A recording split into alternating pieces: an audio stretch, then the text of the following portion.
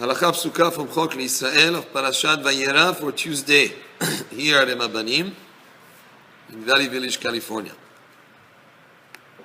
The Halakha Pesuka today is from Shulchan Aruch, Choshen Mishpat, Siman, Perek Zayin.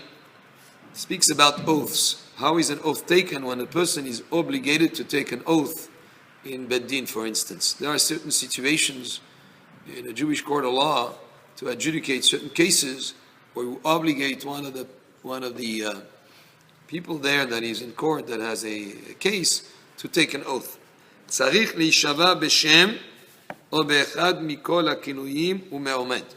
When a person is obligated to take an oath, he should take the oath using God's name or one of the terms by which God is referred to. And when he does that, me'omed, he should take the oath standing up, not sitting. Ve'im nishba miyoshev. What if he took the oath sitting down, not standing? Eno chozer ve'nishba. He does not need to take the oath again a second time. He already did it, and he fulfilled the obligation of the oath. And even though he didn't do it by the standard of being standing up, he did it sitting down. V'talmid chacham, afilu lechatchila miyoshev. And a Torah scholar, somebody who's a chacham, tamid chacham, may take the oath at the onset sitting down. In other words, we don't obligate him to stand up, because we give a kavod to tamid chacham that we allow him to take the oath even if he is seated. Ben shel divrehem, ben shel ta'anadash. So ben shel Torah, the oath is taken either shel Torah, for an obligation to take an oath based on a commandment from the Torah for that case. Ben shel divrehem, whether the oath is required by a rabbinic law, not by Torah law. Ben shel te'anat vaddai, whether the oath is obligated to be taken because the claim is against one who says, it is clear to me, vaddai, I'm sure. Ben al ta'anat safek, whether the oath is against the claim of one who says, I'm not sure, but I think so. In these cases, all these cases, whether when he says, I'm sure, or he says, I'm not sure, when one of them is obligated to swear, he would have to swear standing up.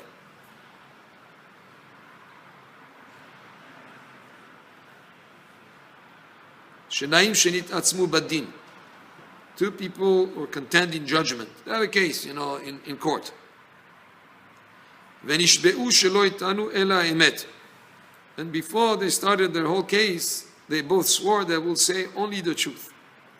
Ve'ahakach, and in the course of the case being adjudicated, nitchayev echad mehem shevu'a lachavero. One of them became obligated to swear to the other to take an oath. Yesh omrim she'eno nifta bishvu'a harishona. Some say that he's not exempt from the oath based on the fact that he already took an oath at the beginning of the case saying that he was saying only the truth. Some say that he needs to take a second oath. Seder shvuat dayanim kach. This is the procedure that is done when somebody has to swear, take an oath in Bittan, in the rabbinic court. Hanishba oches sefer Torah bizro'o. The one who's swearing takes a sefer Torah, holds a sefer Torah in his arms.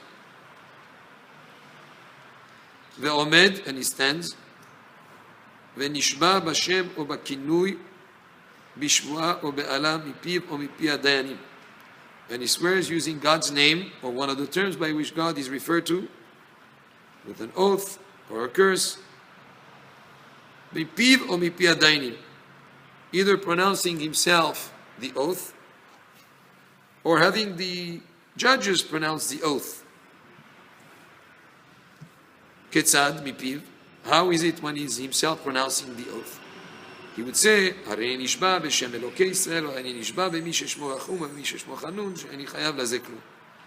When he takes the oath, he says that he takes the oath in the name of God, God of Israel, or the one whose name is Rachum, merciful, or the one whose name is Chanun, That he is not obligated to pay that person anything, that he doesn't owe him anything, for instance. And Ketzad mipi hadayanim, how is it according to the dayanim? משביעים אנו אותך בשם אלוקי ישראל, ומי ששמו חנון שאין לזה בידיך כלום. When they make him swear, they say, we make you swear by the name of God, the name of God of Am Yisrael, or the one whose name is Chanun, והוא עונה amen, and he answers amen. That's also considered to be taking an oath, even though he didn't pronounce the full oath himself, but the dayanim, the judges, pronounced the oath, and he answered amen.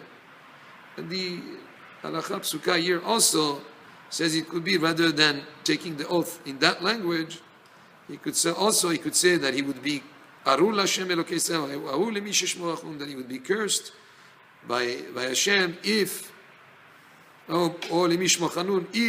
he owes anything to that person. So in other words, it could be also used as the language of Aru, curse he would be if he owes the money to such a person, and whether it's through his own oath or the oath of the dayanim that the judges make him swear. Now I must here make mention of something very important. That mentioning the name of God is something that is very, very, very, very serious. And taking an oath is not something to be taken lightly. This is, of course, definitely avoided. And even if there are cases where a person is obligated to take an oath, it's not something to take lightly.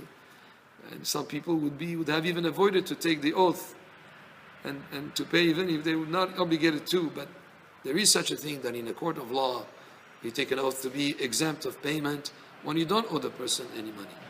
But what I want to be here emphatic, to emphasize a lot here, is unfortunately people in the course of their day use the name of God to make a point.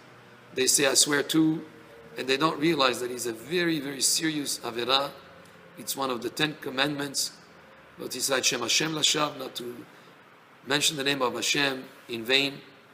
And unfortunately, people fail in this, and they don't realize how grave it is to mention the name of Hashem. So, something to be taken in consideration, and to think, as we are going through the day, not to swear or anything like that. You can just make a statement saying, believe me, I'm telling you the truth. You don't need to mention, I swear to, or to mention the name of God in the course of discussion.